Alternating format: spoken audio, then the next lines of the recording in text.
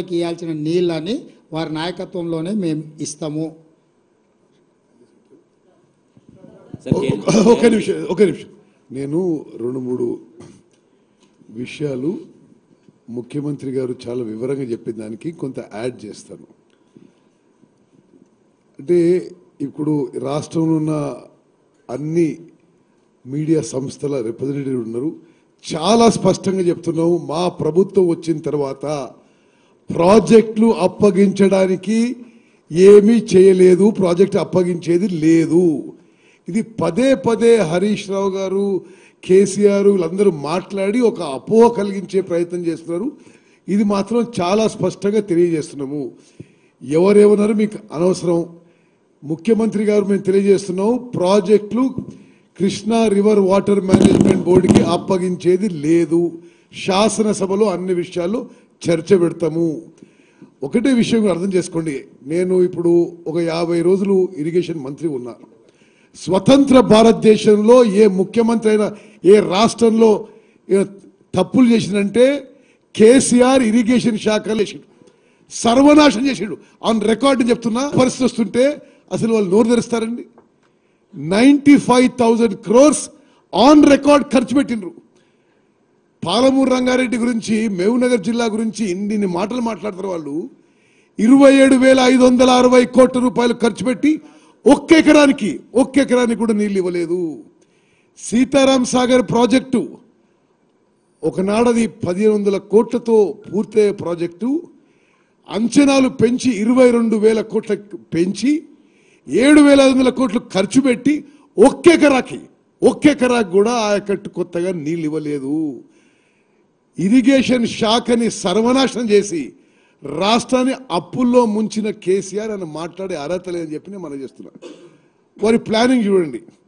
ఇప్పుడు కృష్ణానది నుంచి మనకి గ్రావిటీ ఫ్లో ద్వారా వచ్చే నీళ్ళని ఇక్కడి నుంచి 8 టీఎంసీలు ఈయన జగన్మోహన్ రెడ్డి ఏకాంత చర్చల్లో ఒప్పుకొని, అంటే ఒకసారి గారు చాలాసార్లు వాళ్ళు ఏకాంత చర్చలు చేసుకుంటూ జగన్మోహన్ రెడ్డి గారు తెలంగాణకి రావాల్సిన నీళ్లు ఎత్తుకపోతుంటే మరి ఏకాంత చర్చల్లో ఏం కుట్ర చేసిండ్రో ఏమో కానీ నోరు మెదపరు. అంటే ఇది ఆన్ రికార్డ్. ఒక జియోలోనే 8 TMC per day 8 TMC per day ఎత్తుకపోతుంటే ఈ పెద్ద మనిషి కేసీఆర్ కాళేశ్వరంలో 2 టీఎంసీల కోసం 1,27,000 కోట్ల క్యాపిటల్ కాస్ట్, పర్ ఇయర్ 10,000 కోట్ల రన్నింగ్ కాస్ట్ పెట్టి ప్రాజెక్ట్ కడతారట. అంటే ఇంతకంటే తుగ్లక్ పనులు, ఇంతకంటే కక్కుర్తి ఎక్కడ ఉంటుందని అడుగుతున్నాం. మళ్ళీ ఫిగర్స్ అర్థం చేసుకోండి. గ్రావిటీ ద్వారా ఫ్రీగా మనకు వచ్చే కృష్ణానది నుంచి 8 టీఎంసీ నీళ్లు వదులుకొని కాళేశ్వరంపై 2 టీఎంసీల కోసం 1,20,000 కోట్లు ఖర్చు పెడుతూ క్యాపిటల్ ఎక్స్పెండిచరు అప్పు తీసుకొచ్చి ఖర్చు పెట్టు ఎవ్రీ ఇయర్ 10,000 కోట్లు రన్నింగ్ కాస్ట్ పెట్టుకొని అదో గొప్పతనం అనుకుంటాను. అదేవిధంగా నిస్సందేహంగా జగన్మోహన్ రెడ్డి గారు, కేసీఆర్ గారు మాట్లాడుకున్న విషయాల్లో తెలంగాణపై, కృష్ణా నదీ జలాలపై కుట్ర జరిగింది. ఈ జియో నెంబర్ ముఖ్యమంత్రి గారు చెప్పినట్టు Jio number 203 dated 5th May 2020 to take up Rayalaseema lift irrigation scheme to draw 92,592 cusecs 8 TMC per day of water from the foreshore Srisalem reservoir. ఇది తెలంగాణకి రావాల్సిన నీళ్లు. ఈ జియో ఇష్యూ చేసే ముందు వాళ్ళిద్దరు ఏకాంతంగా చర్చలు జరుపుకుంటారు.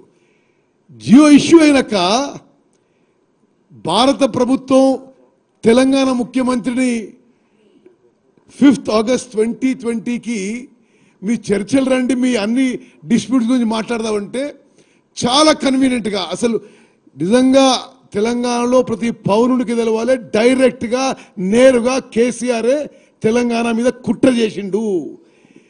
5th August 2020కి అపెక్స్ కౌన్సిల్ మీటింగ్కి భారత ప్రభుత్వం వాటర్ రిసోర్సెస్ మినిస్టర్ తెలంగాణ ముఖ్యమంత్రి కేసీఆర్ని డిస్కషన్ పిలిస్తే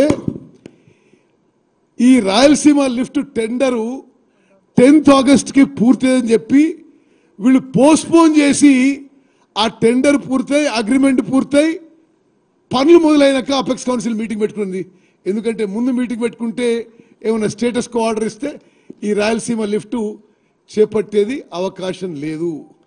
మరి ఎన్ని రకాలుగా చూసినా ప్రత్యేకంగా కృష్ణా నదీ జలాలపై ముఖ్యమంత్రి గారు చాలా కరెక్ట్ చెప్పిండు. ఈ 10 ఏళ్లలో జరిగిన అన్యాయం ఉమ్మడి ఆంధ్రప్రదేశ్లో కూడా తెలంగాణకి జరగలేదు.